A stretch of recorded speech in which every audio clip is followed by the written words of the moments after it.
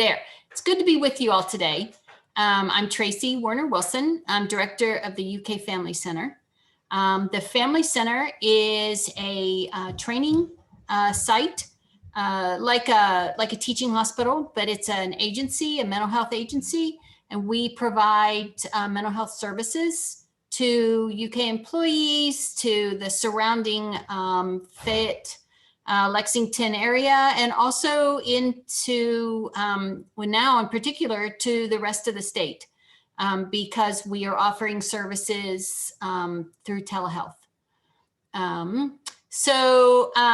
It's good to be with you, and I hope I can help out with some of that chaos and craziness, and provide you with a few ideas, because we're all there, and we all understand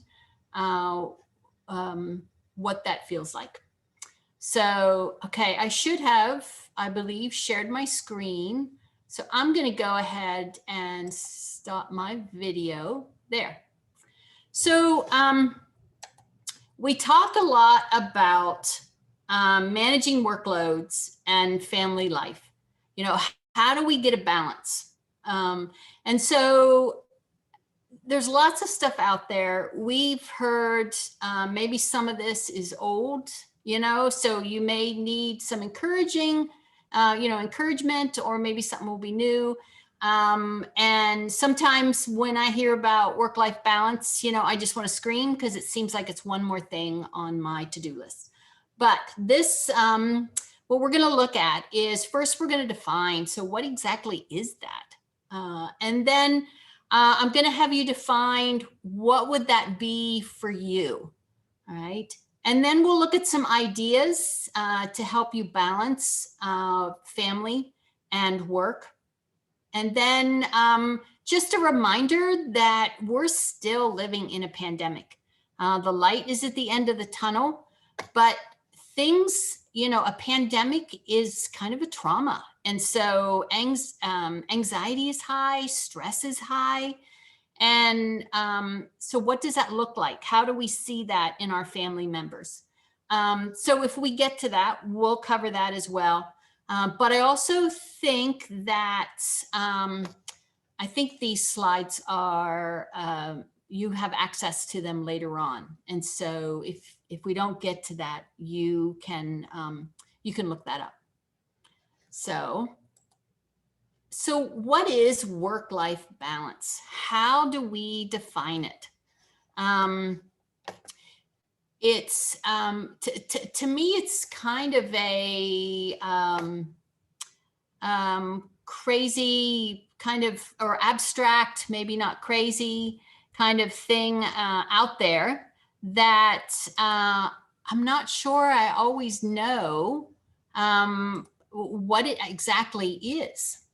So as you think of work-life balance, all right, what I want you to do is just put in chat, what would a definition be for you of work-life balance? If you're comfortable doing that, put it in chat. I understand if you're not, so it's optional. You're free to pass at any time. Something that we all want, and but do we know what it is? So think about that and add your definition in the chat of what work-life balance would be for you.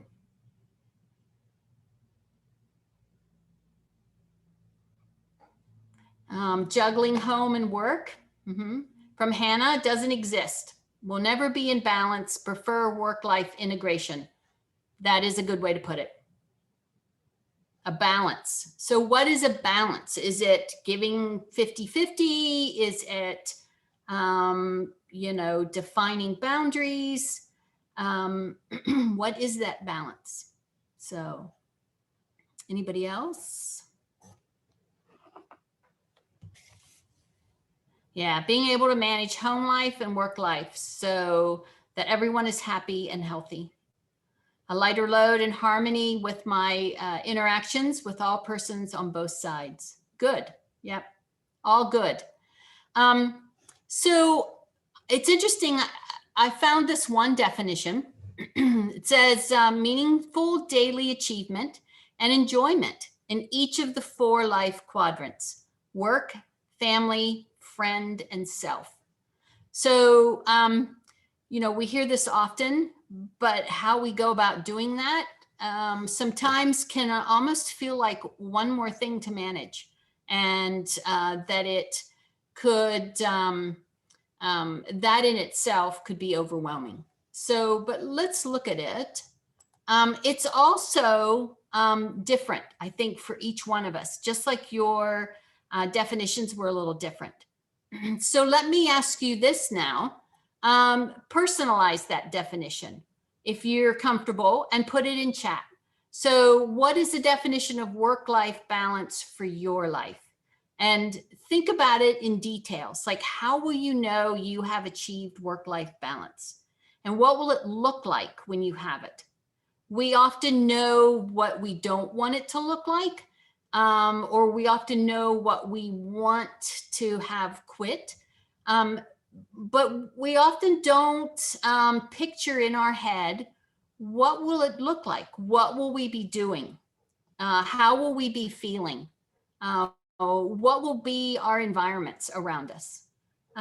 So if you're comfortable, again, add that definition for you in the chat.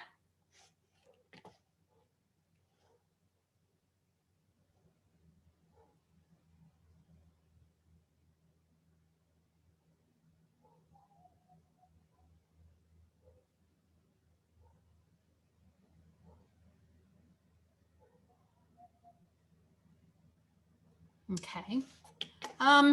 So let's talk a little bit then about some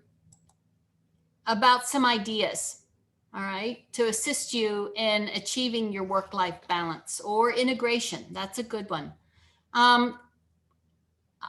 What I recommend is that our work-life balance should be built on what our priorities are.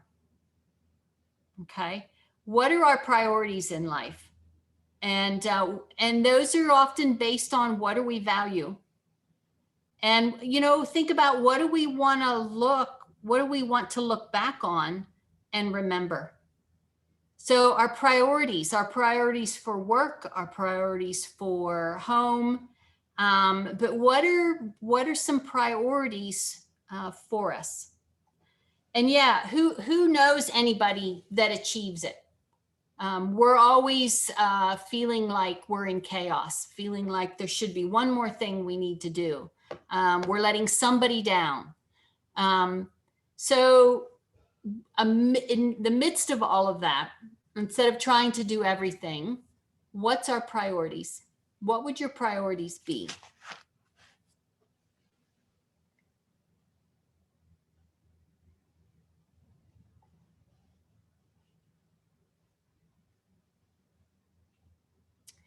So if we go back to that definition, all right, we would be looking at harmony and happiness in the 4 quadrants: work, family, friends, and self. All right. So let's look now at a few things in those areas. All right. So priorities. What priorities do you have for self-care? And I've started with self-care because I think, and you've probably all heard it before, if we are out of gas, so to speak, if we don't have it to give, nothing else is going to run. Like, nothing else around us is going to work to our satisfaction or how we want it to. So in setting priorities, what do? We talk about self-care. And so some things can be, find moments for stillness. That's something that we rarely have, right? How many of us take the time to sit maybe outside or to sit in a room with just ourselves. If, you know, and even now when we're working at home, how many of us actually find that? Or sitting in our car, if we need to go to the garage, where do we find stillness that helps us relax, that helps us kind of center ourselves in and get in touch with what's going inside of us? Okay. Right. So Cynthia says, I take breaks in my life to refresh. Yes. So what kind of breaks do you take? What are some ideas? How can we help each other figure out how to do this self-care and how to manage it, again, so that it isn't one more burdensome thing that is on our task list that we don't get to as often as we hope to? What are some things that people can, you know, have found out that they do? Yeah, sat outside and ate lunch, morning meditation, exercise, taking walks. Ooh, a massage. That's a good one. So, right. So these are all priorities that we need to set and even schedule. Like, so Shelley, a walk during breaks at work. Put that in there in your calendar, 15 minutes, a walk. And crafting or photography, excellent. Ways of staying creative, that's great. And then also, we also want to keep moving. I don't know about you, but I can be very sedentary. I can sit in my chair too long and time goes past and I don't move. I don't move out of the chair. And for our bodies and for our minds, that's not good. So we need to keep moving. So again, getting out and walking, walking around the block quick, walking around the house, maybe doing a couple flights of stairs, keep moving, right? Safely connect with others. So we're in kind of that stage right now with the vaccines and with things kind of coming under control, that we can connect more with others. But we need to remember to continue to do that safely. So how can we connect? Can we connect by taking walks and staying a distance? Can we connect? One time I connected with a friend over coffee. We pulled into Starbucks. We went in and ordered a coffee and then sat out in our cars, and she backed in and I pulled in. And so we were even with each other, and that gave us a good distance. At that time it was cold, so we could stay warm. So how do we safely connect with others? Because often that gives us energy as well. Hobbies, finding a hobby, crafting, photography, watching birds, listening to music, and taking a new way home or from work, that's great. And so lots of things. And get out in nature. Nature is also a way to kind of get away from the blue screen, you know, the screens of computers, the screens at work. And nature helps kind of center us and keep us grounded. And so, and I put setting your priorities for self-care, I put that again first. Oftentimes we put work first and then maybe family, and we forget to put ourselves in there, or we get time that's left over. And I really think that the time we give ourselves, even though it's hard, but it gives us energy to do the other two. So good ideas in chat. Thank you. And then setting priorities. So our work-life balance for ourselves was set around our priorities and how we take care of ourselves. For family and household, what are our priorities there? What are our expectations there? So maybe needing to look at that, and maybe needing to look at what can go by the wayside and what is really important, and maintaining then those points that are important. And sometimes it also means renegotiate household labor and include the kids. Have them do some chores around the house. And I heard a really creative idea recently of negotiating chores, and they get so many minutes of screen time if they do so many chores. Or you might be able to say, we'll go to the park for a certain amount of time when we get our chores done. So renegotiating the household labor and include the children. And so some of that also could be just rearranging who does what, because it gets tiring to do the same old thing. And so rearranging that. Taking time to play for a family and a household. Play reconnects us with each other, and it helps us create memories, and in some ways get to know each other and be close. And so ways of playing, taking walks, okay? Get out a game, something simple, something easy. Go to a park and walk around, or play on the swing sets, play on the, the jungle gyms, or some other activities that are at the park. If you've got older kids, if they're into playing baseball or soccer, take along some of those activities and head out to a park, a different environment. All right. And then some activities together. So walking is an activity. And going to the park is an activity, but also some activities that are one-on-one. So if you've got younger children, coloring, or I guess they use markers now. So get something out, draw pictures, do some artwork. If you have teenagers, ask them about their music. What are they listening to? And even though maybe for some of us, it's not something, it's not our first choice of music to listen to, find out why it is theirs. There's a lot of meaning behind the songs that they have and speaks to them. And we want to find out what that is, because that's a really good way to connect to them. And so priorities for family. What are some of your priorities for your family?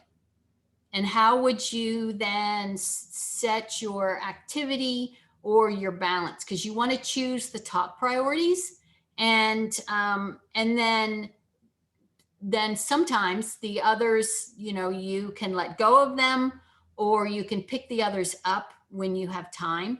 But at least then you're getting those top priorities done. And that then also contributes to you feeling as though maybe there's a little bit of a balance out there. So what priorities do you have for families?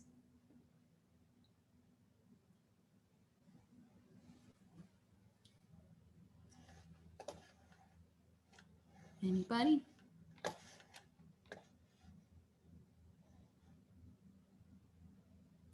Dinner table. Yes, I should put that in there, because research has shown us that sitting down to dinner is really important, that it helps reconnect. And then you can play some kind of games, like share something, share a high. What was a high for your day? What was a low for your day? Something that you're thankful for, something that you enjoyed, something that you'd like to do again. And everybody takes turns and everybody gets a voice. So, and excellent. No TV, no phones. You can create a box or a basket, or a place. I've heard too of having a main area in the house that's like a charging statement, or not statement, but a charging station. And so everybody can put their phones there to charge. You can do that during mealtime. You can do that in the evening before bed. You can do that during bed, so nobody's on their phones when they should be sleeping. So yeah, but spending time together with no TV or phones allowed. Rainbows and rain clouds. That's excellent. That's a great way to put that. What are your rainbows and what are your rain clouds of the day? So it sounds like some of the priorities then are connecting, that you want to make sure you're connecting with each other, because in our busyness, in our chaos, we often and especially now, I think if you're working at home and where the kids are back in school, but when you were working at home and if you have other kids home, it's really, we think we're connected because we're in the same house and oftentimes in the same room, but we're not really connected because we're just passing each other. So how do we find those moments of connection? This is a great idea. So asking all members what they need me to do, and I share what I need for them to do.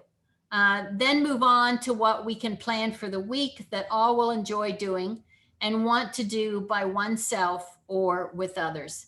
That's excellent. So that's a great way. You could plan out your day. You could plan out your week from that.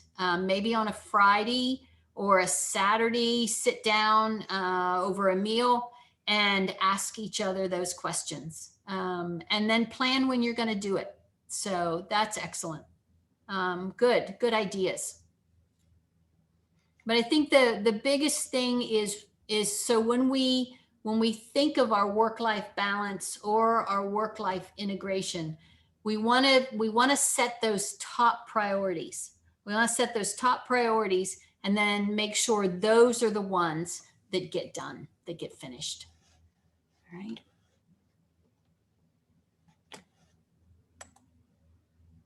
And so then work.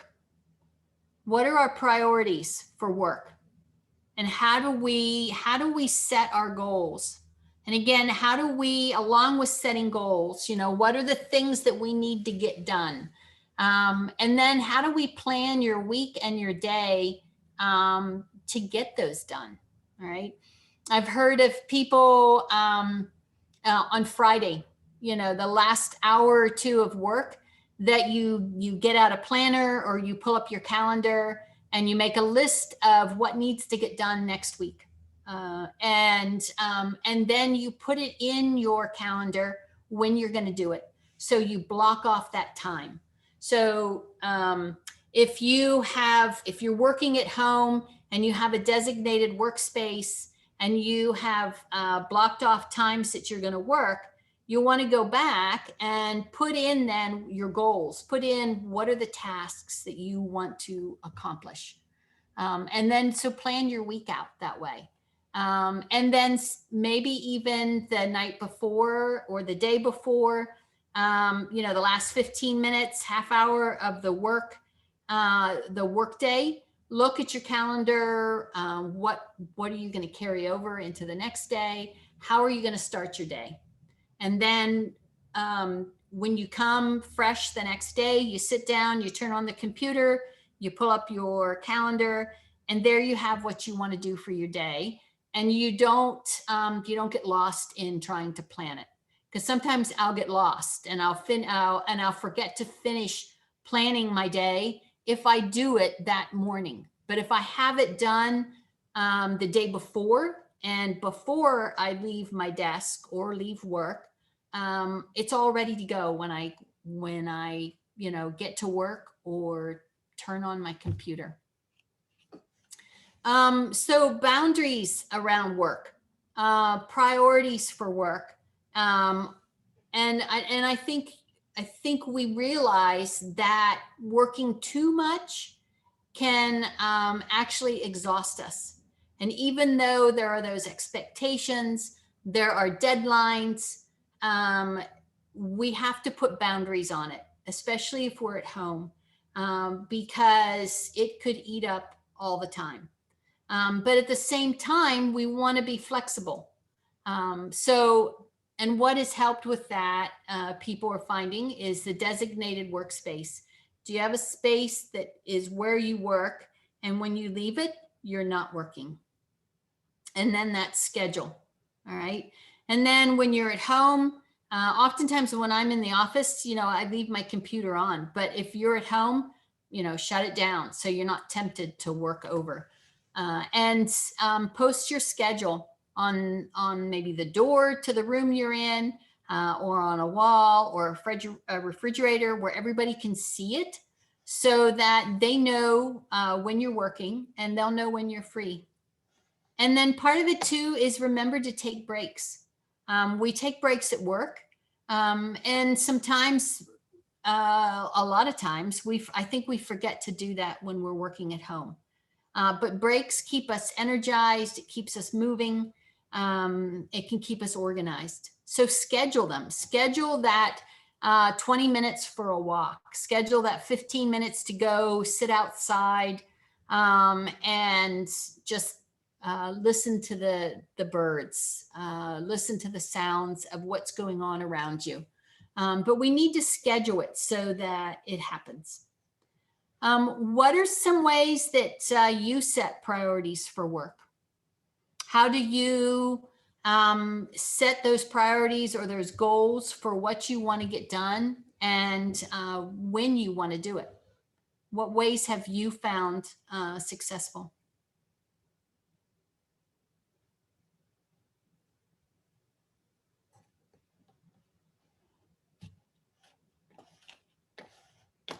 Anybody?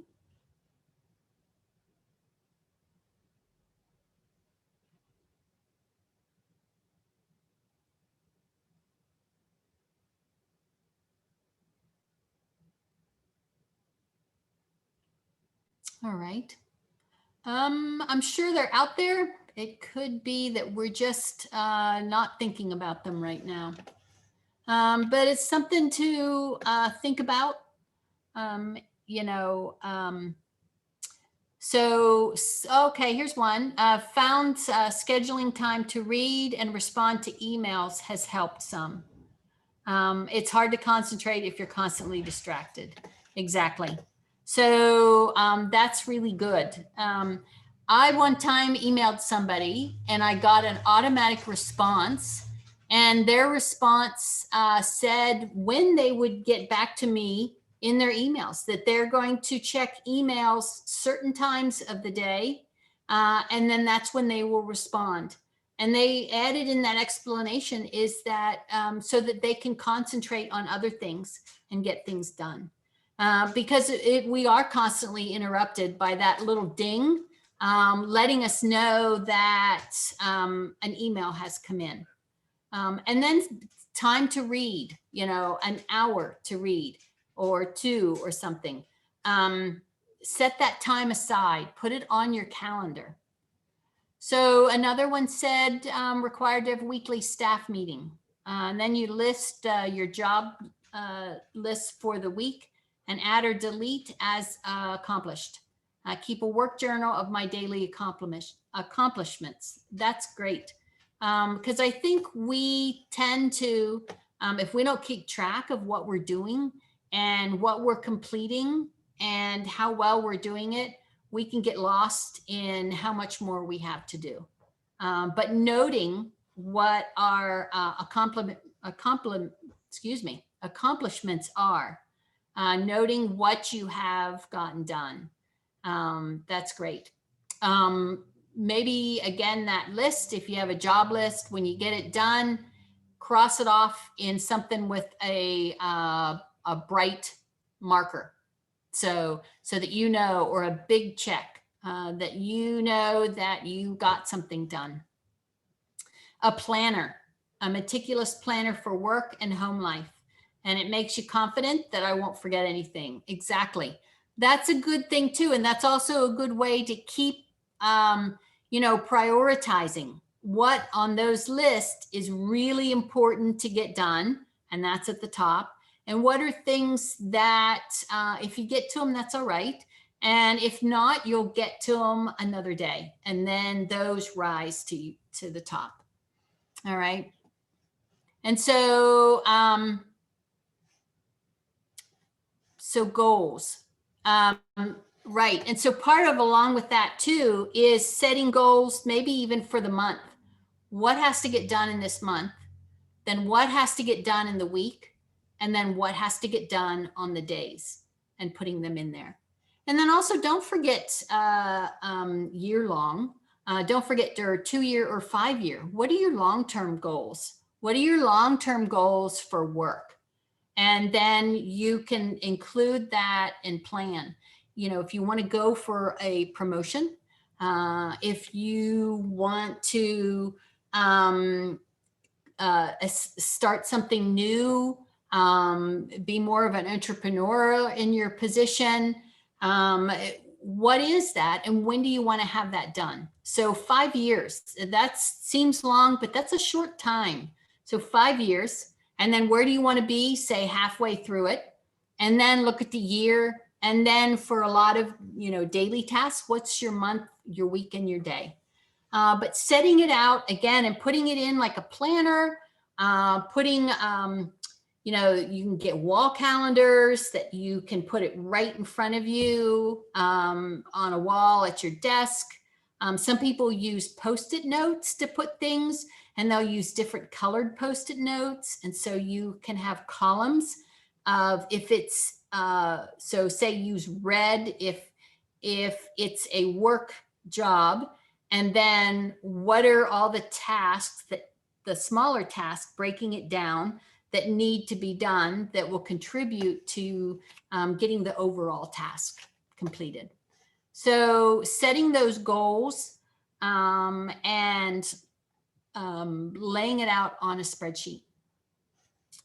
All right, some good ideas. So, and then I think the last thing to remember is that our work-life balance, it doesn't mean 50-50 all the time. There may be weeks that we're giving more to work than we are to home. And there may be then weeks that we're giving more to home than we are to work. And it also may mean that the day isn't split up exactly 50-50. It may mean that you do more one day than the other. So it ebbs and flows, all right?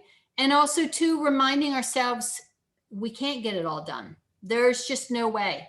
And so again, prioritizing helps us think about what are those things that we want to get done? What are those things that are important to us as a person, that are important to us in a family, that are important to, get finished up at work. And what are some that we'd like to get done, but maybe we just don't have time this week or this month, and then maybe next month we do. But give yourself some understanding and forgiveness. Again, we can't get it all done. We try because we don't want to disappoint anybody. We don't want to disappoint our boss. We don't want to disappoint our family. And oftentimes we end up disappointing ourselves.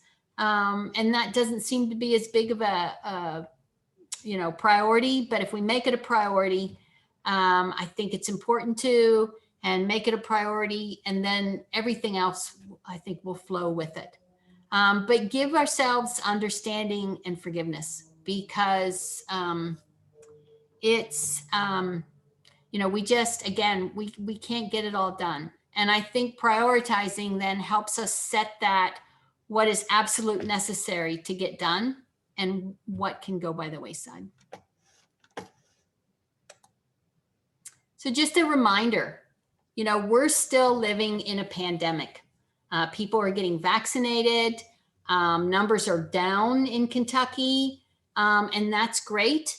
But in a pandemic, it's the time of high anxiety.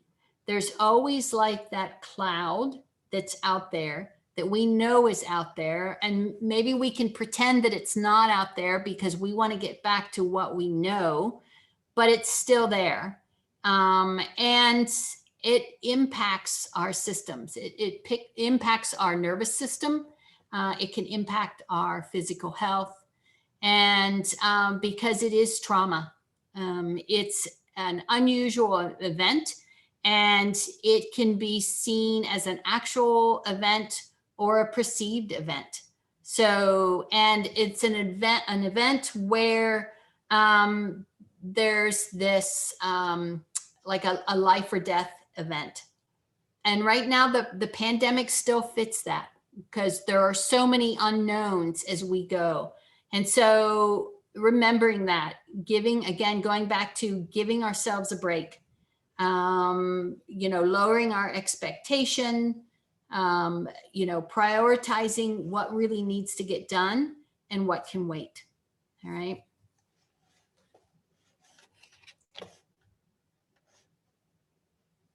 Okay. So we'll look a little bit as we go into this. What are the signs of stress? Okay, so there's stress, there's high anxiety. Do we recognize the signs? And because it can impact all of us differently. All right. And it impacts our ability to regulate our behaviors and our emotions, especially our kids.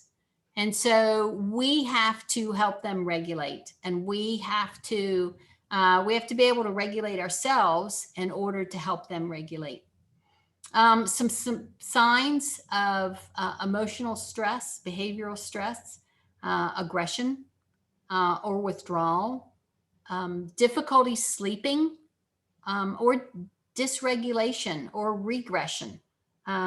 Particularly our younger kids, at times, if something's stressful, they'll regress actually in their behaviors and in their emotion. And they may act or look like they're younger than what they actually are, or as if they have forgotten some skills, some social skills, some interaction skills that we know they have. That's a sign they're dealing with stress. And so we want to then check in with them and let them talk about it. Give them a voice for it. So so we want to acknowledge the changes and the emotions that come with it. Okay. So we want to acknowledge that things aren't what they used to be. And even though we see a light at the end of the tunnel, we're not there yet. And we're exhausted because we're not there yet. We miss things. We've had losses. We miss people. We miss organizations. We miss getting together. The other day I was thinking, boy, I just really miss movie popcorn. And we didn't go to movies often. But when we did, we treat ourselves to popcorn, and I'm like, boy, I just really miss that. It's been so long. So there are all these little things that maybe we now even, we almost forget that they exist because we haven't done them so far. So we haven't done them in so long. But that's part of the change. And you may feel that emotionally before you recognize it. Okay. So we want to check in, and we could check in at the dinner table. We could check in the evening around a game. We could check in if we're outside taking a hike or walking. You can check in if you're outside playing a game, kicking a ball around, soccer ball, or tossing a baseball or softball around. Checking in with people, especially our kids. So how are you doing? How's it going being back at school? Or if your kids like mine are at home yet and continuing to do the online courses, checking in with him as far as how's it going? What's it like? Is there anything you need? All right. And if they have questions, encourage them to ask them. And allow them to grieve the losses, allow them to grieve that they're not able to get out and do things like they used to, or as free as they used to. Because we are slowly doing some things that we used to do, but even those, we're doing them cautiously. And so the fact that we have to do them cautiously is still stressful. And they're going to feel that. And they're going to feel a lot of different things. So giving them permission for what they're feeling and that it's okay. And then reassuring them, yeah, this will end. And yeah, we don't know exactly sure, but this will end, and that you're there for them, and that you're there as a family, and that you'll, the saying, you'll all get through it together. And that um, they're not alone.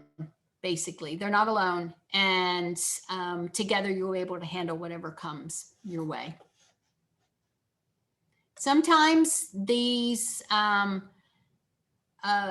anxiety, this stress can come out in aggressive ways. And in that case, you do want to set boundaries on those hurtful behaviors, but you want to set them with empathy. Okay.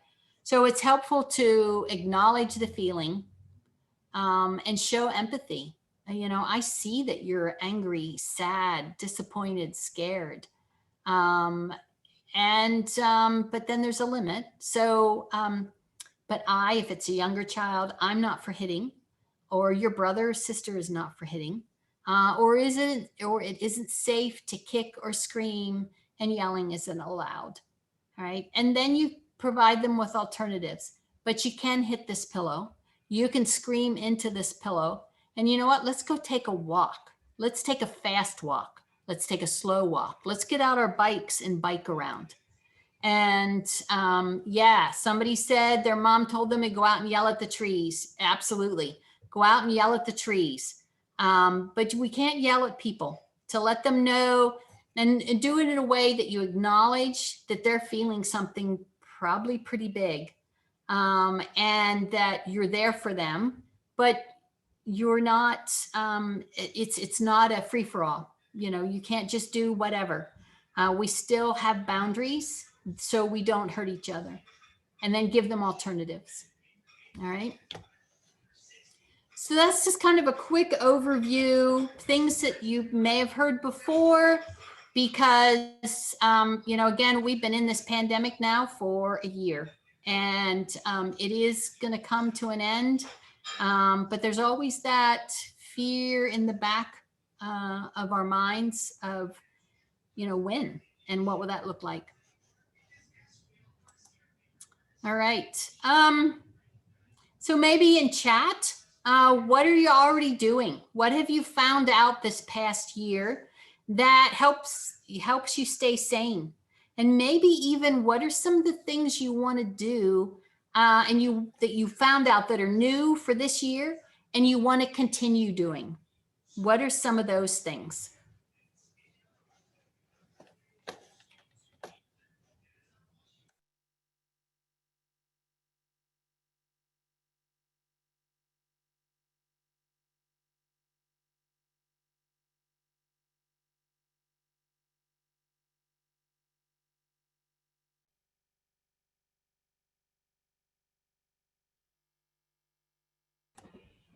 So yeah, being outside. I also find that makes everything better. And there are lots of parks around Lexington and in surrounding counties. Getting outside, taking a lawn chair out and sitting out under the shade tree when the sun, when it's warm enough, and read a book. Or getting out and right now the Lexington Cemetery is just beautiful with blooms. Heading over there, parking the car somewhere and walking. But being out in nature really tends to help. Anything else that somebody has found? What are things that help you stay sane and that you want to continue?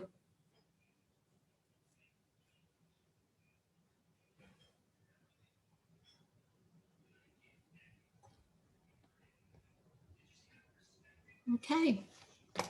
Well, the last slide then,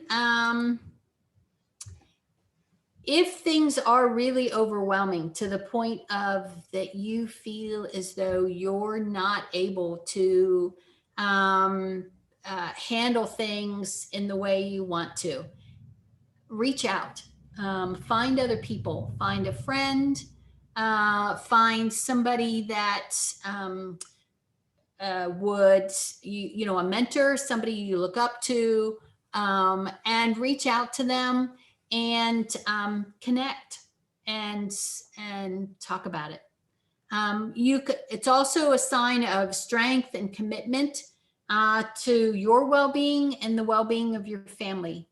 When we realize we can't handle this on our own, so we need to find other people to help us. The Family Center is there if you want some outside help, kind of an unbiased help that you can leave there. Nobody knows about it. Nobody will find out about it, but you can go, you can talk to somebody and leave it. So the Family Center, we are located on campus, but right now we're providing telehealth services, and they are free, kind of our way of giving back to the community. Phone number, 859-257-7755. That will forward you to a Google number, and somebody in their home will then answer it and take your information. Or you can get in touch with us through the email, and that's ukfamilycenter@uky.edu. And some resources. These are resources that I have found recently that I thought were helpful, kind of encouraging. And then here are some other resources that I had found that deal directly with managing the pandemic. So, but that's it. If anybody has any questions or anything, feel free to ask.